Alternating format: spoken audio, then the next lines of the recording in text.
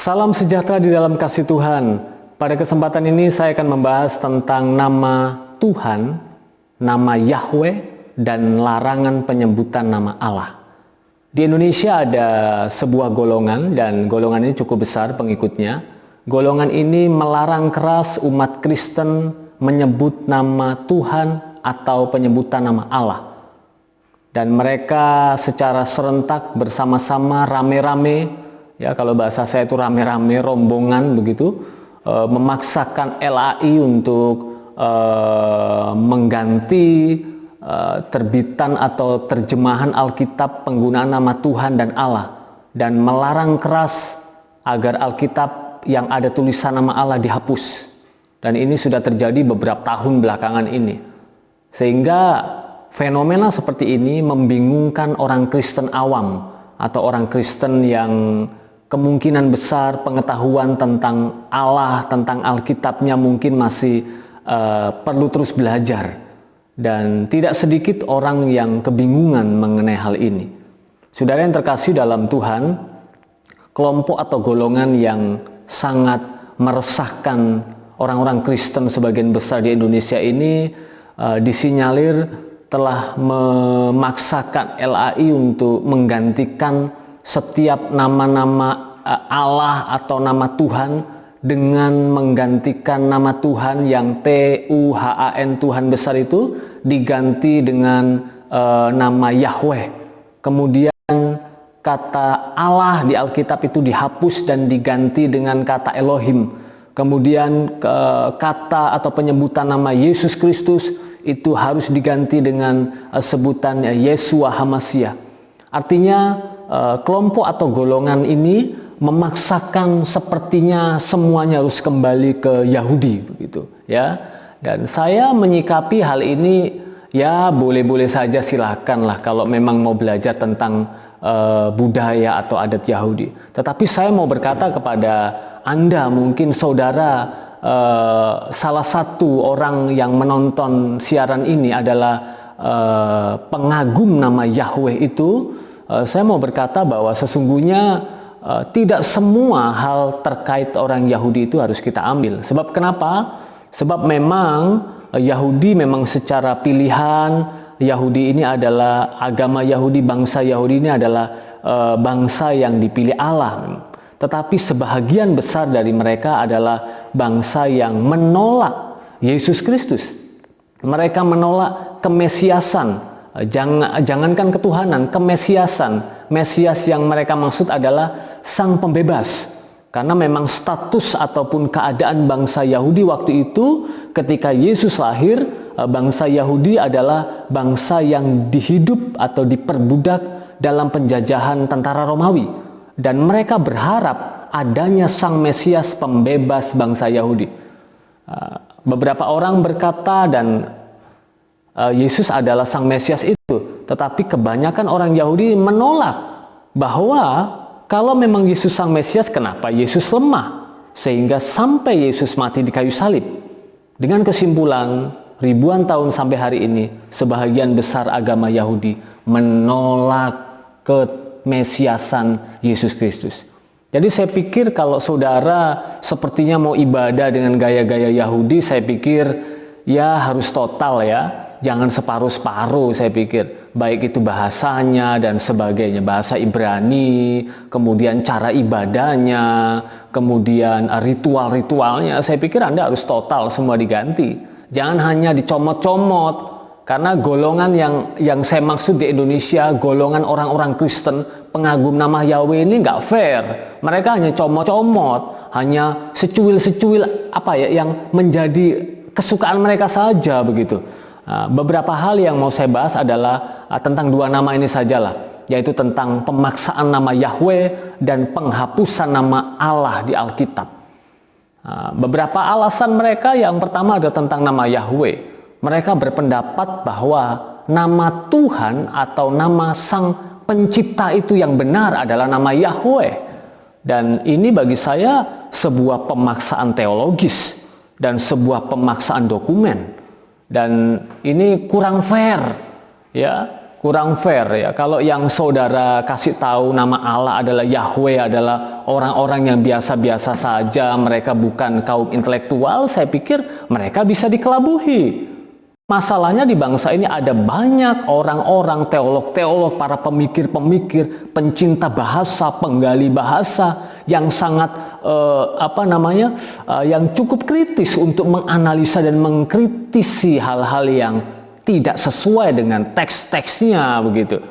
Pada kesempatan ini saya secara singkat, saya tidak begitu berlama-lama membahas tentang nama Yahweh dan Allah ini.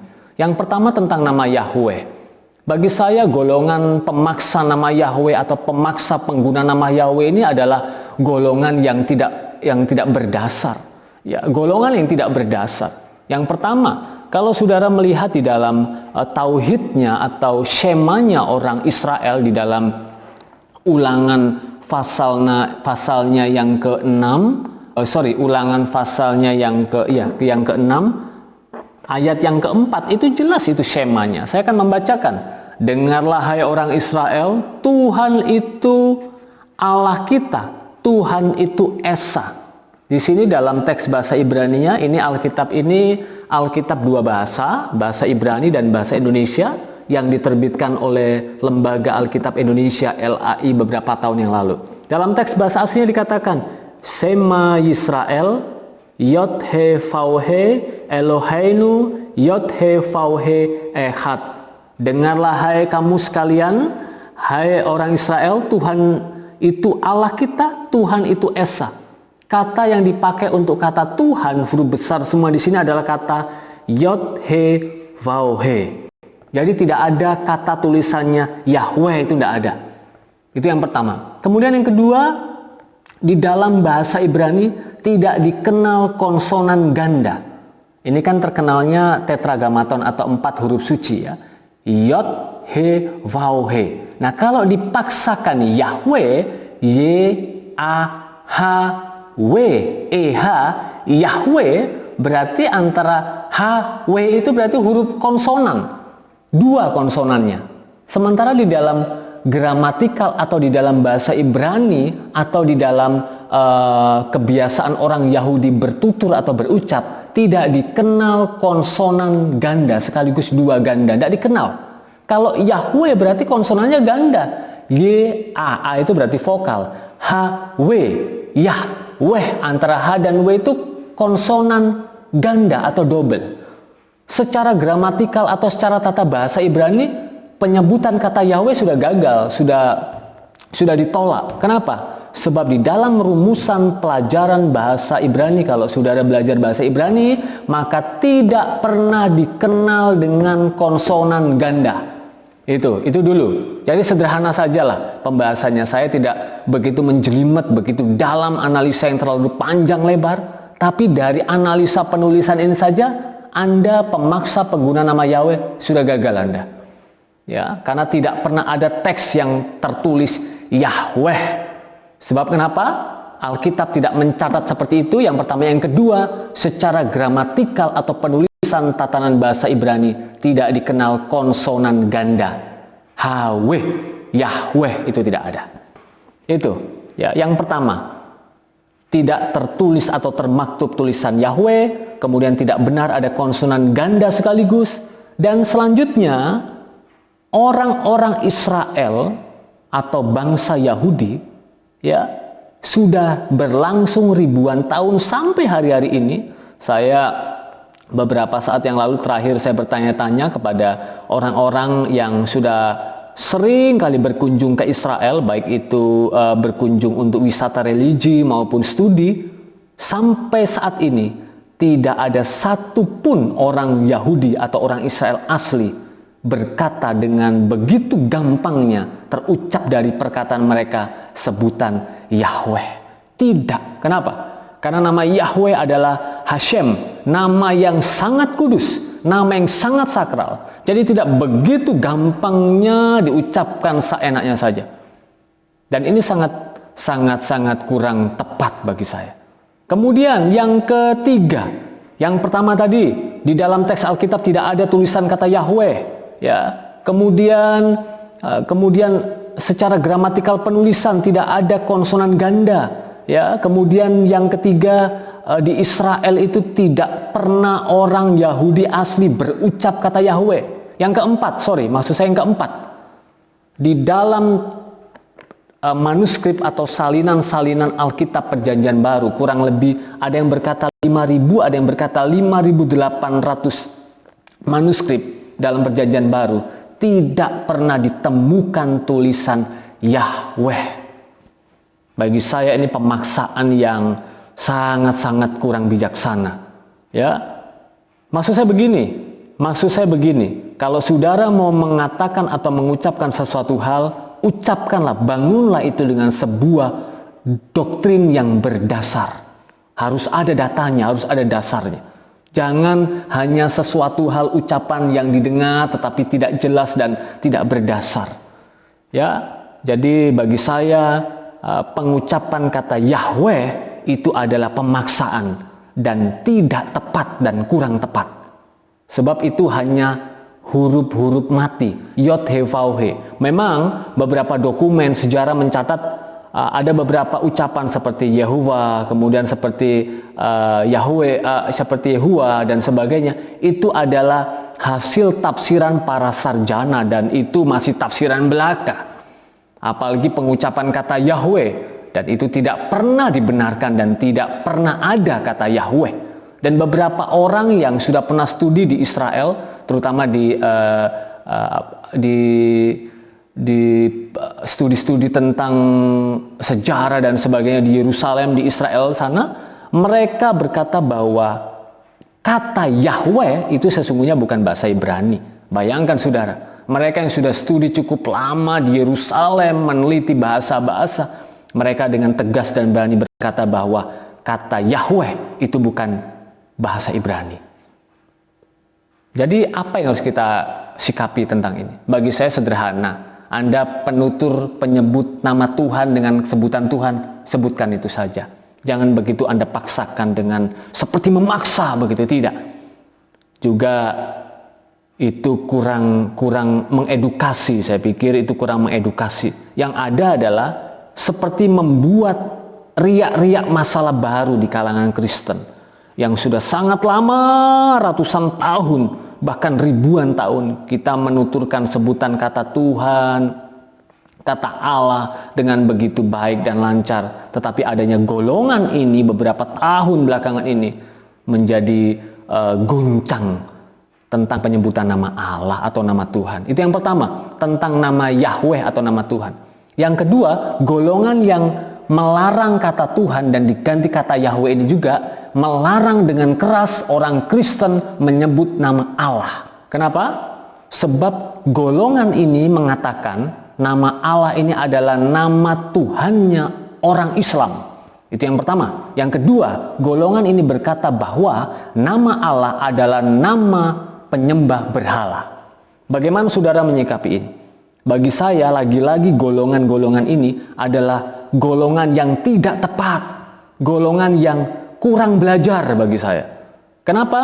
Karena sejarah itu mencatat sebelum Islam muncul pada abad ke-6, kurang lebih 600 tahun sebelumnya, abad-abad pertama itu orang-orang Kristen di Timur Tengah sudah menggunakan bahasa Arab, sudah menggunakan kata Allah atau kata Allah kalau kita orang Kristen melafalkannya.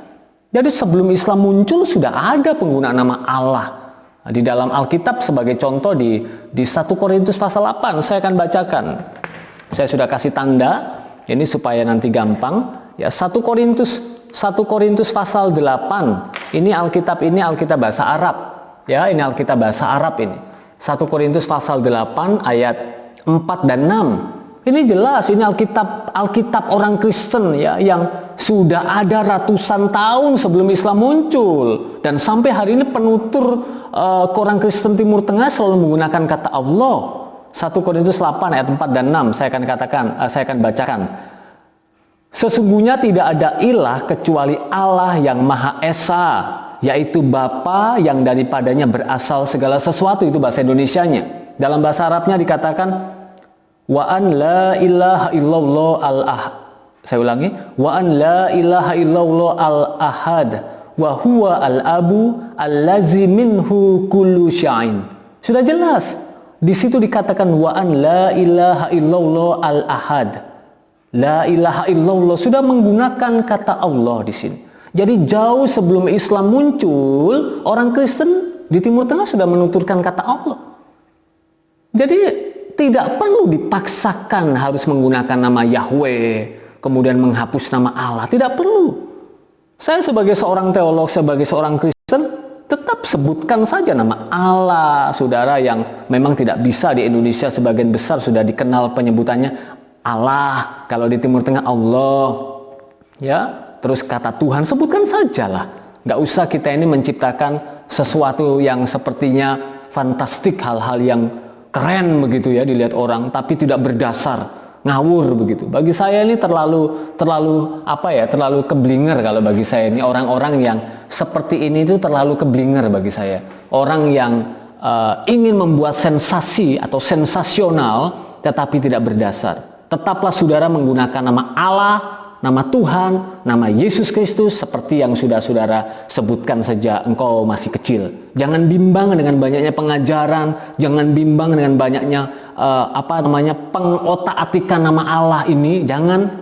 Sebab mereka yang merasa diri paling pandai sesungguhnya sedang bingung dengan dirinya sendiri. Salam bijak, jadilah orang Kristen yang cerdas, jadilah orang Kristen yang bijaksana, sehingga saudara dan saya tidak mudah untuk diombang-ambingkan dengan begitu banyaknya doktrin atau dogma sebuah ajaran yang sedang bertebaran di mana-mana. Tuhan memberkati menyertai kita semuanya.